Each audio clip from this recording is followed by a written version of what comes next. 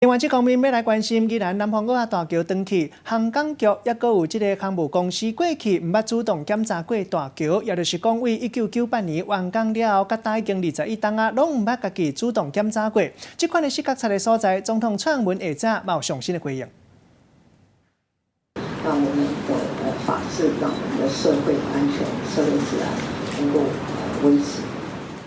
再问一下，说这跨港大桥倒塌之后，那现在传出说它整个有21年没有经过独立的检测，你怎么看？那接下来你提过说整个全台的老旧的桥梁都要做体检，那有没有时间表？那后续怎么做补强？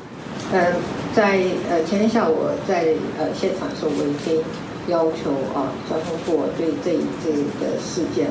要进行彻底的调查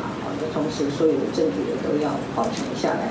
让后续的我们的检调跟我们的这个运安会的调查能够顺利的进行那我也要求我们所有的相关单位都要配合检调跟运安会的调查。那么这件事情我们务必要